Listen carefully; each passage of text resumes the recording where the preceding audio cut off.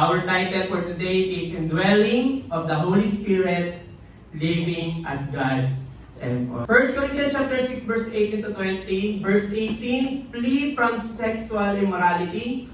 Do you not know that your bodies are temple of the Holy Spirit, who is in you, whom you have received from God? You are not your own. You were bought at a price. Therefore, honor God with your bodies. So, Corinthian po, ito po ay sulat ni Apostle Paul, unang sulat ni Apostle Paul sa taga-Corinto.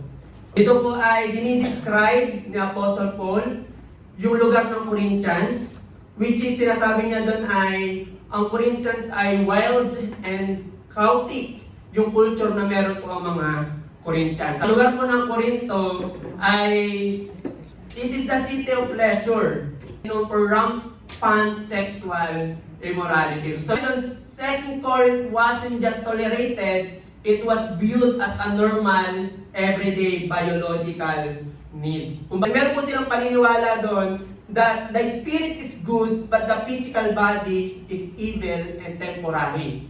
Kaya sinasabi nila, kung ganun na din pala, kung temporary lang pala yung katawan, hindi gagawin ko na kung ano yung makakapag-satisfied sa akin. So that, itong si Apostle Paul, sinulat niya ito, this passage to shatter their dangerous philosophy at para maturo sa kanila yung tatlong katotohanan na sinasabi po ng Bible. At yun yung tatlong bagay na pag-aaralan po natin ngayon. Number 1 point is, your body matters to God. Our physical flesh is so valuable that God chose it as His sanctuary. God dwells and resides in us. Do you not know that your bodies are temple of the Holy Spirit, who is in you, whom you have received from God? So when you accept Jesus Christ, the Holy Spirit made this permanent home inside your physical flesh. Palagahan po natin yung ating po mga katawan. So paano po natin palagahan?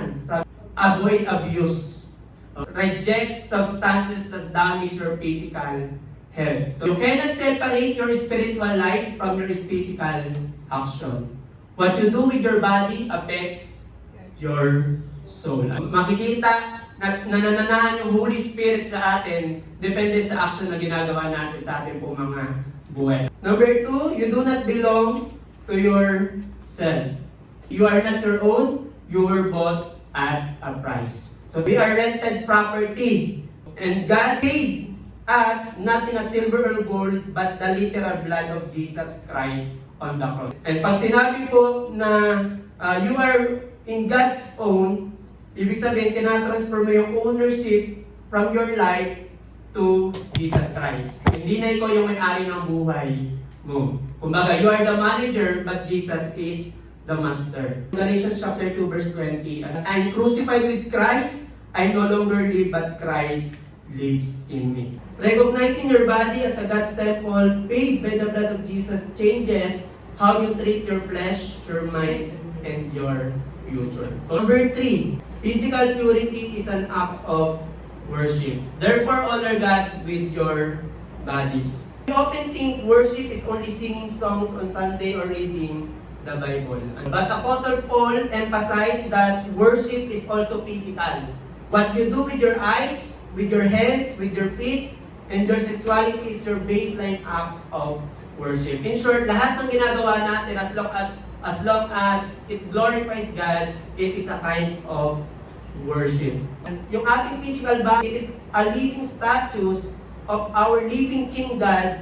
And when people look at how we treat our bodies and how we use them, they should see a reflection of Jesus Christ. Sabi nga sa 2 Corinthians chapter 5:17, if anyone is in Christ, he is a new creation, the old has gone and the new has come. So physical health, sexual purity, and cutting off toxic relationship toward others are not just lifestyle choices, they are spiritual discipline. So Romans 12:1, therefore I urge you, brothers and sisters, in view of God's mercy, to offer your bodies as a living sacrifice, holy and pleasing to God.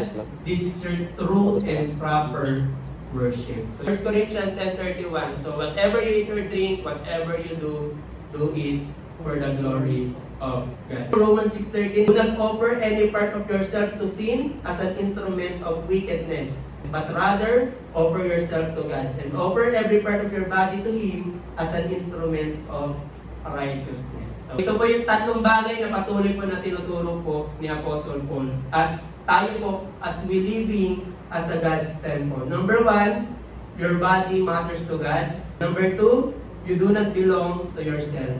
Number 3, physical purity is an act of worship.